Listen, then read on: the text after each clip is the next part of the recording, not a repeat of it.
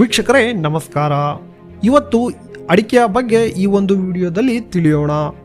ಅಡಿಕೆಯನ್ನು ಎಲ್ಲಿ ಬೆಳೆಯುತ್ತಾರೆ, ಹಾಗೆ ಅಡಿಕೆಯನ್ನು ಯಾವುದಕ್ಕೆಲ್ಲ ಬಳಸುತ್ತಾರೆ, ಅಡಿಕೆಯ ಬಗ್ಗೆ ಸಂಪೂರ್ಣವಾಗಿ ಈ ಒಂದು ವಿಡಿಯೋದಲ್ಲಿ ವಿವರಗಳನ್ನು ನೋಡೋಣ.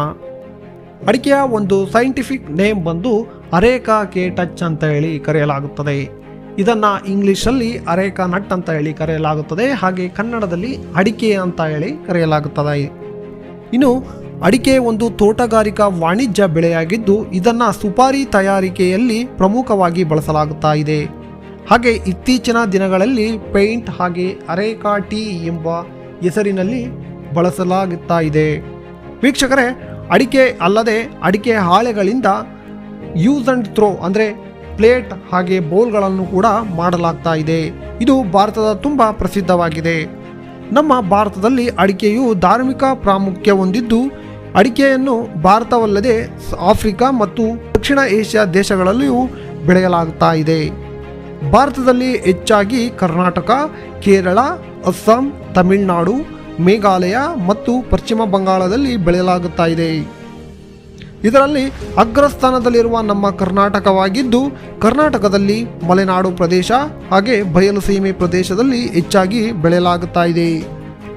ಮಲೆನಾಡು ರೀಜನ್ ಅಂದರೆ ಮಲೆನಾಡು ವ್ಯಾಪ್ತಿಯಲ್ಲಿ ಬರುವಂತಹ ಜಿಲ್ಲೆಗಳು ತಾಲೂಕು ದಕ್ಷಿಣ ಕನ್ನಡ, ಉಡುಪಿ, ಉತ್ತರ ಕನ್ನಡ, ಶಿವಮೊಗ್ಗ, ಚನ್ನಗಿರಿ, ಚಿಕ್ಕಮಗಳೂರು ಮತ್ತು ಮುಂತಾದ ಜಿಲ್ಲೆ ತಾಲೂಕುಗಳು ಬರುತ್ತದೆ.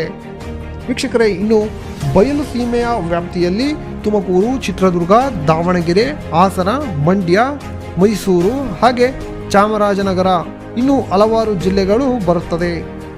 ಇತ್ತೀಚಿನ ದಿನಗಳಲ್ಲಿ ಬೆಂಗಳೂರು ಮತ್ತು ಕೊಡಗು ಅಡಿಕೆಯ ಬೆಳೆಯುವುದು ಹೆಚ್ಚಾಗುತ್ತಾ ಇದೆ.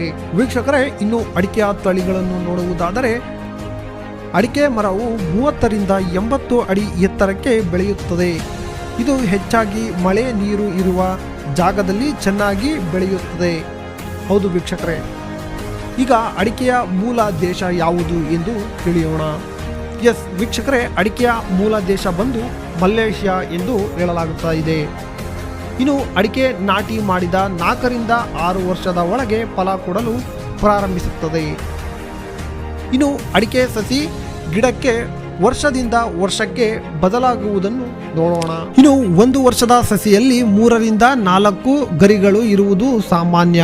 ಇನ್ನು 2ನೇ ವರ್ಷದ ಗಿಡಗಳು 6ರಿಂದ 7, 3ನೇ ವರ್ಷದ ಗಿಡಗಳು 8ರಿಂದ 9 ಇರುವುದು ಸಾಮಾನ್ಯ. ಇನ್ನು ಪ್ರಾಯದ ಮರಗಳಲ್ಲಿ ಸರ್ವೇ ಸಾಮಾನ್ಯವಾಗಿ 10ರಿಂದ 12 ಎಲೆಗಳನ್ನು ಹೊಂದಿರುತ್ತದೆ, ಅಂದರೆ ಗರಿಗಳನ್ನು ಹೊಂದಿರುತ್ತದೆ. ವೀಕ್ಷಕರೇ, ಈಗ ಅಡಿಕೆಯ ತಳಿಗಳ ಬಗ್ಗೆ ನೋಡೋಣ. ಅಡಿಕೆ ತಳಿಗಳಾದ ಕ್ಯಾಶನೂರು ಸೀಮೆಯ ನಾಟಿ ಅಡಿಕೆ, ಸುಮಂಗಳ, ಸರ್ವಮಂಗಳ, ಇಂಟರ್ ಮಂಗಳ ಹಾಗೆ ಪಾಂಡವರ ಅಡಿಕೆ, ಮೋಹಿತ್ ನಗರ ಇನ್ನು ಮುಂತಾದ ಅಡಿಕೆ ತಳಿಗಳು ಬರುತ್ತದೆ. ವೀಕ್ಷಕರೇ, ಈಗ ಅಡಿಕೆಯ ವಿಧಗಳನ್ನು ನೋಡೋಣ. ಒಂದು ಮರದಿಂದ ಕೊಯ್ದು ಸಿಪ್ಪೆ ಸಹಿತ ಅಡಿಕೆಯನ್ನು ಸುಲಿದು ಬೇಯಿಸಿ 8ರಿಂದ 10 ದಿನದ ಒಂದು ಬೇಯಿಸಿದಲ್ಲಿ ಒಣ ಅಡಿಕೆ ಸಿದ್ಧವಾಗುತ್ತದೆ. ಇದನ್ನು ರಾಶಿ ಅಡಿಕೆ ಎಂದು ಕರೆಯಲಾಗುತ್ತದೆ. ವಿಧಗಳನ್ನು ನೋಡುವುದಾದರೆ ರಾಶಿ ಅಡಿಕೆ, ಬೆಟ್ಟೆ, ಕೆಂಪುಗೋಟು, ಬಿಳಿಗೋಟು, ಚಾಲಿ, ಸಿಪ್ಪೆಗೋಟು, ಗುರುಬುಲು ಹಾಗೆ ಆಪಿ ಇನ್ನು ಮುಂತಾದ ಹೆಸರುಗಳಲ್ಲಿ ಅಡಿಕೆಯ ಒಂದು ವೆರೈಟಿ ಎಂದು ಕರೆಯಲಾಗುತ್ತದೆ. ವೀಕ್ಷಕರೇ, ಇದು ಅಡಿಕೆಯ ಒಂದು ಸಂಪೂರ್ಣವಾಗಿ ಮಾಹಿತಿಯಾಗಿರುತ್ತದೆ. ವೀಕ್ಷಕರೇ, ಇದೇ ಥರದ ಅಡಿಕೆಯ ಇಂಟ್ರೆಸ್ಟಿಂಗ್ ಮಾಹಿತಿ ತಿಳಿಯಲು ನಮ್ಮ ಯೂಟ್ಯೂಬ್ ಚಾನಲನ್ನು ಸಬ್ಸ್ಕ್ರೈಬ್ ಮಾಡಿಕೊಳ್ಳಿ ಅಂತ ಹೇಳ್ತಾನೆ. ವೀಕ್ಷಕರೇ, ಡೈಲಿಯ ಒಂದು ಅಡಿಕೆಯ ದರವನ್ನು ತಿಳಿಯುವುದಕ್ಕಾಗಿ ನಮ್ಮ ಯೂಟ್ಯೂಬ್ ಚಾನಲ್ನ ಸಬ್ಸ್ಕ್ರೈಬ್ ಮಾಡಿ ಅಂತ ಹೇಳ್ತಾ, ಈ ಒಂದು ವಿಡಿಯೋ ಇಷ್ಟ ಆಗಿದ್ರೆ ಈ ಒಂದು ವಿಡಿಯೋಗೆ ಲೈಕ್ ಮಾಡಿ ಹಾಗೆ ನಿಮ್ಮ ಸ್ನೇಹಿತರಿಗೆ ಶೇರ್ ಮಾಡಿ ಅಂತ ಹೇಳ್ತಾ ಈ ಒಂದು ವಿಡಿಯೋವನ್ನು ಇಲ್ಲಿಗೆ ಮುಗಿಸ್ತಾ ಇದ್ದೇವೆ. ಜೈ ಹಿಂದ್.